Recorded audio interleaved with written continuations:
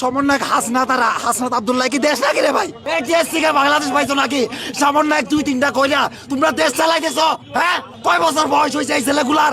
এখানে এগুলা কি, এগুলা মাথা না? 24-এর আন্দোলনের ফসল বা আন্দোলনের লাভবান হয়েছে চার পাঁচটি লোক, যারা এখন বর্তমানে বিভিন্ন পোস্ট পজিশনে আছে। আর সারা বাংলাদেশ থেকে যে সাধারণ ছাত্রছাত্রীরা আন্দোলন করেছে, সেই তাদের আসলে কোনো মূল্যায়িত হয়নি এবং তাদেরকে কেউ ডেকেও জিজ্ঞেস করে না। তাদেরও ইচ্ছে ছিল যে আমরা কোনো পোস্ট পজিশন পাব, কিন্তু তা হয়নি।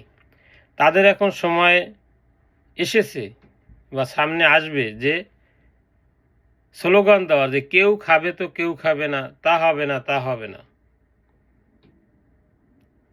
বর্তমানে যারা ক্ষমতায় আছেন তারা যদি দেশকে সুন্দরভাবে পরিচালনা করতে না পারেন, দেশ আরও ধ্বংস হয়ে যাবে। বর্তমানে ডলারের দাম বৃদ্ধি হয়েছে, আমাদের টাকার মান কমে যাচ্ছে প্রতিনিয়ত। এ বিষয়ে কেউ খেয়াল রাখছে না। বিগত সরকারের আমলে যদি 1 টাকা যদি কোনো চেঞ্জ হয়েছে, তাহলে বিভিন্ন রকমের পত্রপত্রিকায় আমরা বিভিন্ন রকমের খবর দেখেছি। এখন আর কেউ ওদিকে আর কেউ নজর নাই।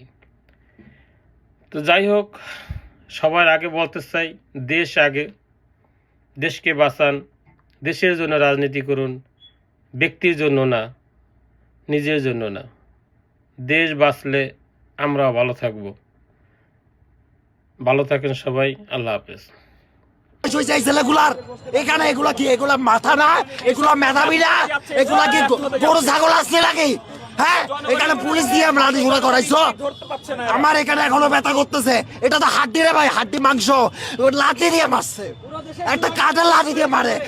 ছাগলারে যদি আমরা মারি কেমন লাগবে? হ্যাঁ, আমরা তো ডিল মারি, এরা তো ডাইরেক্ট লাঠি দিয়ে মারি ফেলে। মাথায় পড়তেছে না, হাঁটুতে পড়তেছে না, কোথায় পড়তেছে সেটাই চিন্তা করে না। বাচ্চাগুলা পরে আজকে গালে দিতে বাধ্য হচ্ছে, কারণ আমি খাইছি রে ভাই, শক্ত করে খাইছি।